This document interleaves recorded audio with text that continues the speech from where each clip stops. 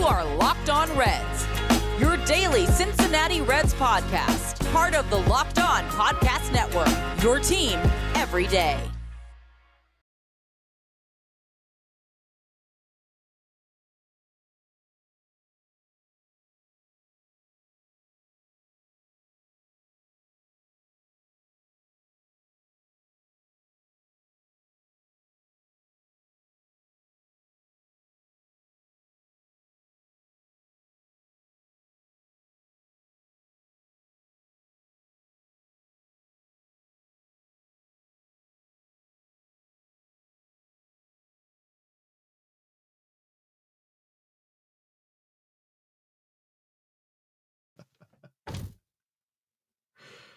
Well, it helps if you hit the unmute button.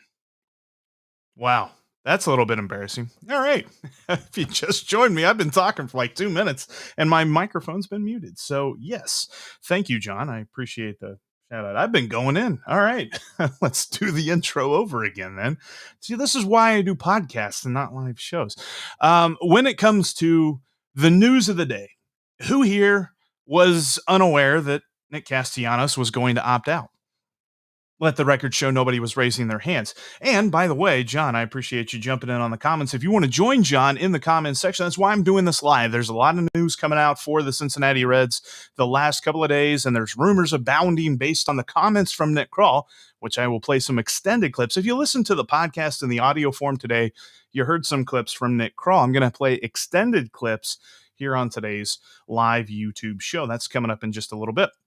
But I wanted to start off with the news about Nick Castellanos, because Castellanos opted out, much to no one's surprise. Everybody knew he was going to do it. His agent, Scott Boras, is the kind of guy that can get him more money, the kind of guy who can take the performance, the best of his career that was in 2021, and get the dude some more cash. We're talking about probably 4, 5, 6-year deal, probably talking about definitely over 100 million, maybe 125 million. And these are numbers that scare the bejesus out of Reds fans, because regardless if Nick Castellanos loved his time here in Cincinnati or not, money talks. When you're a professional sports player, professional athlete in any sport, whether you're talking about baseball, basketball, football, lacrosse, hockey, golf, whatever, the intent is to use your talent to make generational wealth so your family is taken care of, period. And I know as much as it's fun to talk about winning and things like this, this is why people dedicate whole swaths of their life to preparing themselves to become a professional athlete, because no other job in the world pays like this. I mean, maybe actor. Maybe you can be a movie actor and get paid like that, or some kind of like music star or something like that. But we're talking about a profession where on the regular, people are making 20, 30, $40 million a year. Nobody else does that. So that is where Nick Castellanos currently stands. He has the ability to make 25, maybe even $30 million a year in this free agent class. Now, a part of that is the whole CBA negotiation. What is baseball going to look like next year? Because the current CBA expires December 1st, and wholesale changes are in the offing. They're talking about different things, whether it comes to salary caps, whether it comes to the DH, which I think we all understand is coming.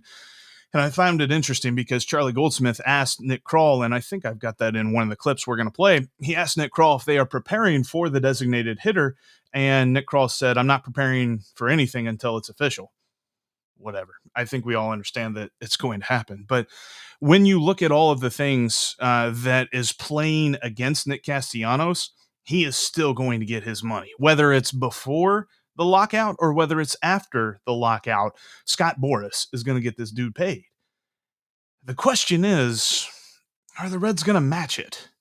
Because Nick Castellanos is a dude who talked about how much he loved playing here, and he's going to probably give them first right of refusal, which is a fancy word of saying, here's the money I got from so-and-so, would you like to match it? I doubt the Reds are going to do that. They've been giving us all these hints, and Mo Egger used the term warning shot on Cincy 360 today, and I appreciated that because it was a warning shot from Nick Krall, telling the fan base, get ready, because we ain't going to do very much, and if we do stuff, we might be subtracting. rather than adding, which is unfortunate. And I know that that's going to turn a lot of people off, but that's where we are when it comes to the Cincinnati Reds this offseason. They are not the Reds of years past when Dick Williams ran them. It is very obvious. I mean, and we're not really that far from the tenure of Dick Williams, but when Dick Williams was the president of baseball operations for the Cincinnati Reds franchise, you believed they were going to do what they could to compete. You believed they were going to go out and get big name players and fill holes on this roster to help them become a winning franchise. Can't really say that about the guy before him. Can't really say that about the guy after him. The guy after him, Nick Krall, really seems to be in the same vein as other general managers. Yeah, sure, their organizational philosophy is aligned, but all that we keep hearing about that organizational philosophy is budget this and budget that. We're not talking about wins. We're talking about wins in the guise of if we can afford those wins or if the money adds up to those wins. Spoiler alert, it hasn't for a while. In fact, I've pretty much been alive the entire time that they've been terrible. Okay, I was like 1 year old when they won in 1990. So yeah, for those of you that got to witness 1990, I am totally jealous of that because I was a baby. Couldn't tell you what happened. I just watched the highlights. So for my lifetime, despite my undying addictedness and just connection to this franchise, they've done little to give back. Sure, they got Griffey, they got Votto, they got big players. But much like the Los Angeles Angels, who have done absolutely nothing with Mike Trout and now are doing absolutely nothing with Mike Trout and Shohei Ohtani, they kind of hang their hat on that one guy. And they're saying, well, he's a draw. He's going to bring fans to the ballpark. But they don't add around him. And that is why that we've currently seen this team flounder about these last couple of years, in years that we were told to wait for. And now Nick Castellanos is gone, very unlikely to return. He'll get that qualifying offer. He's going to reject the qualifying offer, and the Reds will get draft pick compensation when he signs elsewhere, which it should be, a first-round compensatory pick because his contract is going to be very expensive. But it's more of the same where we have to sit here asking ourselves, what do we expect as fans? Because as fans, it is our right to expect this team competes for a championship. But this team tells us year in and year out that they're only going to do that so long as it's cost effective. And I'll play some quotes from Nick Krall here in a minute to kind of back that up. I'm not saying this out of the side of my neck here. I'm not saying things that aren't true. This is essentially what they've been telling us ever since Dick Williams stepped down. Coming up here, I'm going to play some of those quotes. We'll talk a tiny bit more. I've talked a lot about the Tucker Barnhart trade over the last 2 days. We'll talk a tiny bit more about that, really more looking at Nick Quintana, but that's coming up here in just a little bit. Before I talk about that, though, I want to tell you about betonline.ag. You can go there today and set up your profile with the promo code Locked On. You'll get a 50% welcome bonus. So that's 50% more on your first deposit, and they're going to help you bankroll and help you make money off your sports knowledge. Go to betonline.ag today. They've got great lines when it comes to basketball, football, NCAA college football. They've got NHL, UFC. There's a big card coming up this weekend. Kamaru Usman's fighting again. Can't wait to watch that. And you've got boxing and all that other stuff too. And Vegas casino games are all at betonline.ag. Get in on the action today by setting up your profile with the promo code Locked On and get 50% added onto your initial deposit. betonline.ag is the online sportsbook that I trust. You should too. And as they've been saying here recently, betonline.ag is where the game starts. All right. So I kind of previewed it a little bit on today's audio version that came out earlier today. If you haven't checked that out, go listen to it. There's a rant in there that I cannot reproduce. I'm not going to try. It's not going to be as good. It's going to come out fake and kind of tinny if I try to reproduce what I said on the audio version, so you don't want to miss that. But I want to play some of the quotes from Nick Krall's Zoom conference. Do we still call those press conferences if they're over Zoom? I mean, it makes sense. Don't get me wrong. I understand the pandemic and all that other stuff, but now even during the off season, it's a little bit more feasible to run a Zoom conference because they can just run the press conference from their yachts. But whatever. Yeah. So let's play some clips from there. I had to break them up into 4 different clips because the current system that I'm using doesn't like the whole thing all at once. So here is the first clip. This is talking about the process of the trade and language in the press release following the Tucker Barnhart trade that they wanted Nick Krall to follow up on.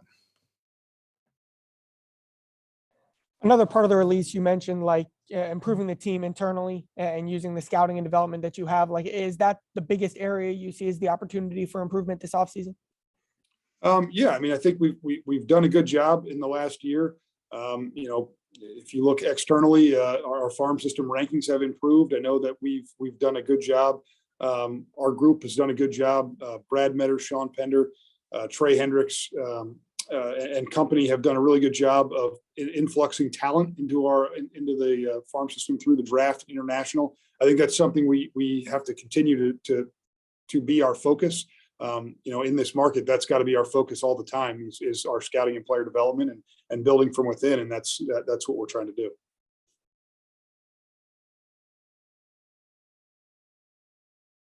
Yeah, that was actually part 2. I meant to play part 1. I got all mixed up. Again, different atmosphere here with the live show. That was him talking about the importance of the farm system, and I was going to set that up in a different way because Charlie Goldsmith asked a beautiful question, a way to kind of frame this. We've heard in the past that with the Reds being a small market team, a small market organization, they have to build from within. They have to win with the guys that they draft and they develop. These are always things that they have told us in the past for reasons why they're not going to spend money. And again, he kind of doubles down on this. He says in so many different ways, literally, like the only thing that Nick Krall didn't say in this Zoom conference was that they weren't going to spend money. He beat around the bush by saying everything else that equated to that. He just didn't say that specific thing. So that was him talking about building from within in the organization and how that is going to be the focal point. And you saw that with the promotions that they had the other day. They bumped a bunch of guys up to senior level status, guys who have been with the organization for a long time and different things like that. But I look at this and I say, this just feels like they are setting the fan base up for inaction. So this is part 1, the part that I really meant to talk about. This was the process of trading Tucker Barnhart. Not that long, probably about a week. We talked, we canvassed the league to see where the interest was, and they were the fit, and we've talked to them for probably the last week or so about this. Nick, in the press release, you kind of address resources and payroll and things like that. Is this a sign that payroll is going to be reduced from where it was last year, and is this a signal for other moves that might be coming? Yeah, I think, for us, we just have to make sure that our resources and our payroll are aligned, and they weren't with this move. And, I think that's something where moving forward, we're going to have to take it one move at a time and see where that goes.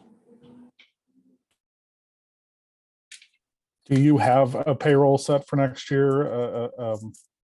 Have you been given, and is it a competitive payroll that you can be competitive?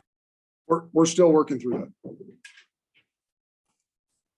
Obviously, this signals Tyler Stevenson's going to probably be your regular catcher, I assume. What do you envision for the other catcher? Are you going to look outside the organization, or do you think you might need to sign a veteran or more veteran backup? Yeah, I think with Tyler, he definitely has a chance to. He's going to be the regular catcher. He showed this year that he has the ability to take that. He's did a great job offensively, but also leading the pitching staff. And we feel that he's going to grow nicely into this role. As a backup catcher, you always, we know every year that we use more than one catcher. It's something where Mark Colesbury's on the roster at the moment, but we obviously like to get somebody else that can at least complement Tyler on the roster and that can play in the major leagues. Okay, a couple of different things about that clip. Number one, I thought that what he said about Tyler Stevenson, if that was the press release where the Reds talked about why they traded Tucker Barnhart, I think the fan base would be a lot happier. We would not be so very apprehensive about the future of this organization and what this offseason is going to look like. Look, Tyler Stevenson deserves this. He deserves to be the catcher one. There is no such thing as an everyday catcher anymore, but he deserves to be at the top of the depth chart at the catcher position. He can hit, and he's going to be in the middle of this order for years to come. The thing about it is, they talked about money in the press release. In fact, that was the first thing that they talked about. And if you looked at his face whenever he answered Mark Sheldon, because Mark Sheldon asked him very adeptly, and I think that this is something that the beat writers have gotten criticism about over the years. They think that beat writers are too fair and try to coddle the team and things like that. They have to balance their ability to have access to the team with what they have to write about what's going on with the team. They have to kind of frame it in a certain way. And I felt that he, C. Trent, and Charlie Goldsmith and Bobby, they all framed their questions beautifully in this Zoom conference, because they kept talking about, well, you said this, and it seems like you're kind of not really going to spend a lot of money. And they asked him about the budget, and he said it's not set yet. But the facial expression that Nick Krall had after Mark Sheldon asked him about the press release language of aligning finances and stuff like that, and is this a signal of things to come? Nick Krall did this kind of face where he was just like, that's the kind of face you make whenever you're admitting something you don't want to admit, because he didn't say anything. He didn't say for a fact that, yes, this is what's going to happen, but his facial expressions. It's like whenever your wife asks you, did you eat the last Oreo? Yeah, I kind of did. I mean, that happens all the time. I just like Oreos. But when he made that face, it said yes. And it makes me a little bit worried for other moves to come. And that's why I said in the first part of today's show, Nick Castellanos isn't coming back. We're not matching that deal. And before I move on to the next clip, I want to answer this. I appreciate Bill for asking this question. Again, jump in the comments section. I want to talk with you and kind of react with you and just kind of, I don't know, let's do kumbaya or something about all this news. Bill asks, do you think the Reds can compete for the wild card in 2022 without bigger moves? No, I don't. I really don't, Bill. They've got some young guys coming up that are going to be exciting. Hunter Green and Nick Lodolo should absolutely be on the roster for the majority of this upcoming season. We'll have to see what the CBA says about service time manipulation and things like that. That's another big item that is going to be tackled in these negotiations. But as to how that's going to affect Green and Lodolo, we're not sure right now, but they absolutely deserve to be on the roster. Them in and of themselves does not make this team good enough to make the playoffs. We saw the biggest need, and that was bullpen help. They absolutely have to go out and get a closer, get a dude who can be the top of this bullpen.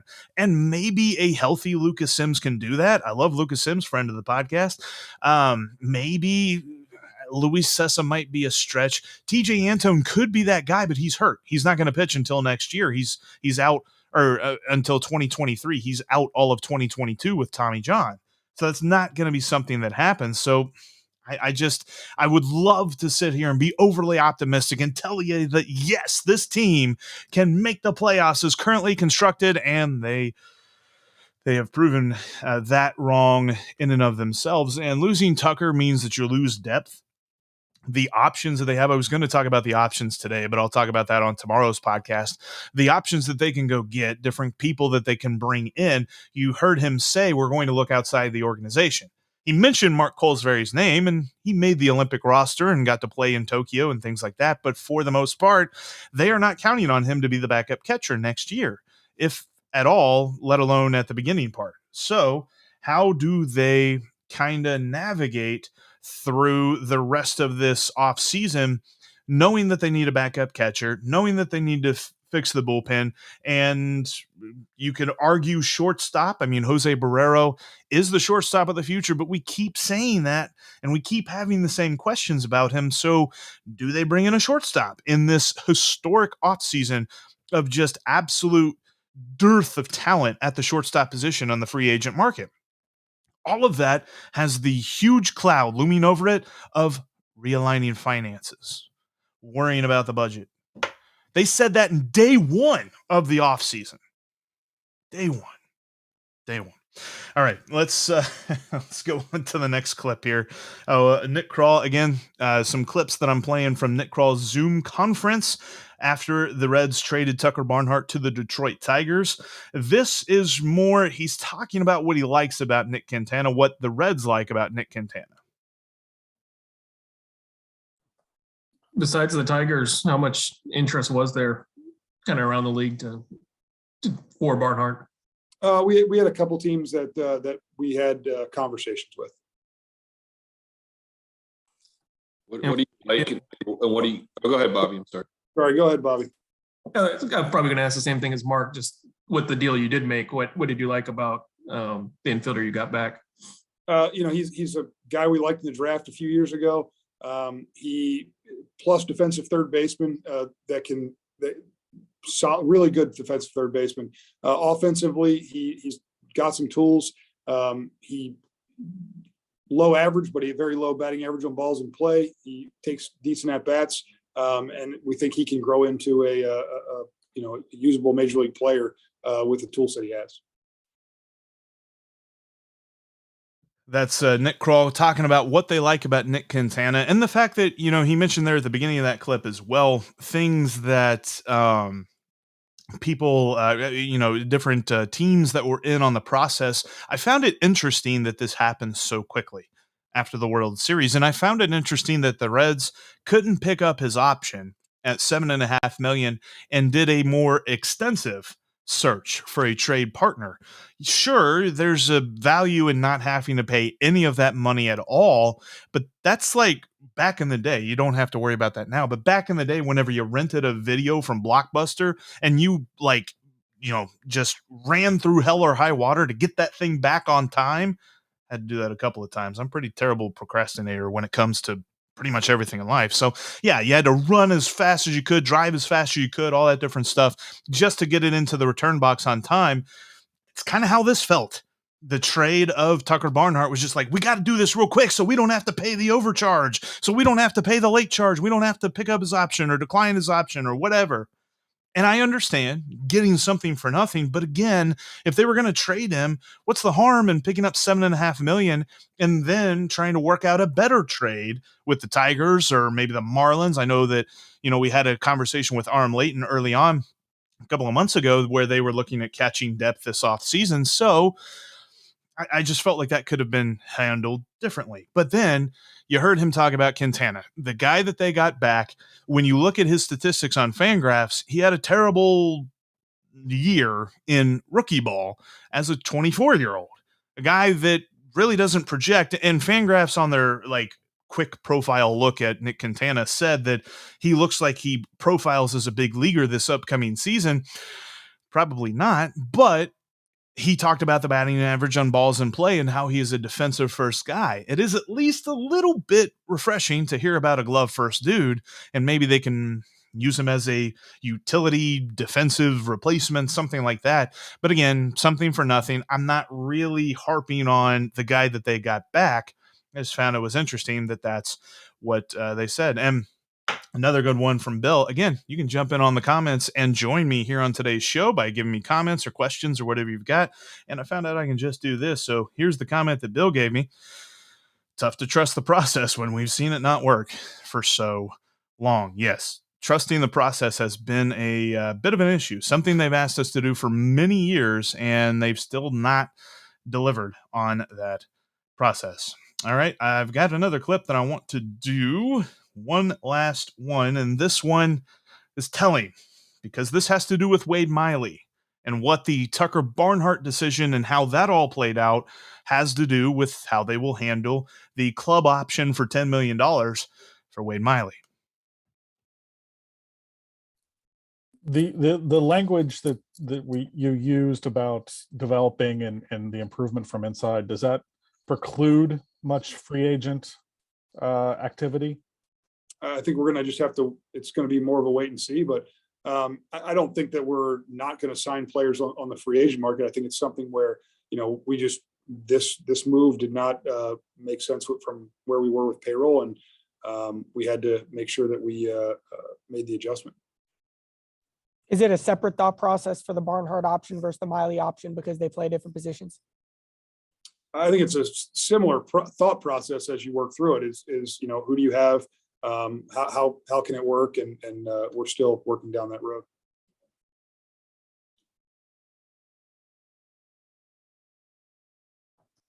Have you got any indications on the other options, like like Castellanos can opt out, Justin Wilson as the player option?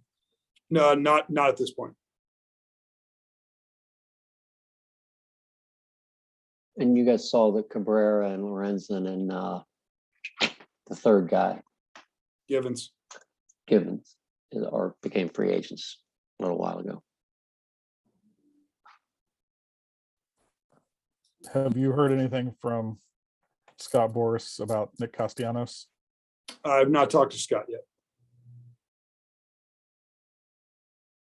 So, again, this was yesterday. This was not after Nick Castellanos opted out. This was after the Tucker Barnhart trade. It's telling to me that Nick Krall said he had no contact with Nick Castellanos whatsoever. He had no indication that Nick Castellanos was opting out as of, this was probably about 3 p.m. yesterday. And today, I woke up to see that news. Seems a little quick. Feels like Nick Krall should have had some kind of conversation there. But the thing that I want to focus on mostly here is Wade Miley, because the way that he answered that question, and I'm going to use this picture again, one of the best pictures of the year after Miley's no-hitter, the way he answered that question makes me believe that Wade Miley's not coming back. It makes me believe that they are either going to decline his option and pay him the $1 million, or they are actively working on the same kind of trade. And I know that he mentioned, he's like, well, we take every move one move at a time and blah, blah, blah. But his initial reaction, again, to the question was, oh yeah, the thought process isn't that different. They're trying to cut payroll. And good Lord, if you can get me enthused about anything, if you try and tell me that you're cutting payroll. I don't know any situation in life where you're saying we're going to save money, unless like you're talking about buying something and it happens to be on sale. Like if I'm about to go get a new TV and they're like, by the way, we got a brand new 50% offer today. That's when I'm excited about saving money because I'm still getting something. They're telling us that they're going to save money while getting rid of stuff. That's a tough one. All right, I got to go to comments here. Our buddy Scott, and he's at MTG Packfoils on Twitter. He says, assuming the CBA does not interrupt the offseason too much, how many more players do you see traded away for quote-unquote prospects? And that's right. I can show it so you can read it like an adult. That's going to be an interesting question, Scott. And I think that Wade Miley might be another one of those guys. The way that Nick Krall framed his answer to that question makes me believe that they are currently shopping him for someone. Hopefully it's not the same level of Nick Castellanos, because we are talking about, according to Baseball Reference, the most valuable player for the Cincinnati Reds, according to wins above replacement in 2021. He had the most WAR of anybody, did Wade Miley, because he was the most consistent pitcher on the staff. He was the guy you could rely on. And I love the email newsletter that I get from Mark Sheldon from Reds.com. He was kind of breaking down some stats.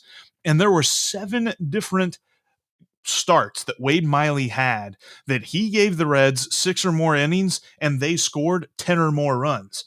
And they were 7-0 in those games. Go figure. Those are different stats that, yes, he can't control how many runs are scored, but he makes the point, Mark Sheldon does, that Wade Miley's quick way of pitching, get in, get out, get it done, kind of like you actually going to the grocery store and actually getting just milk and coming out with only just milk and making it really quick instead of coming home with $100 worth of grocery items. He is able to get up on there, do his thing, and get the lineup back out into the batter's box as quickly as possible. And the Reds benefited from that. This is a dude that I know. We talked about Green and Ladello. We talk about Vladimir Gutierrez. We talk about Revar Sanmartin. We talk about Tony Santillan, some young guys who can start. I still would like to have Wade Miley at least for part of the year and maybe pick up his $10 million option, and come trade deadline time, he is a provocative trade piece for other teams. Provocative, lucrative. That's the word. I'm not provocative. Wade Miley's not provocative. He's lucrative.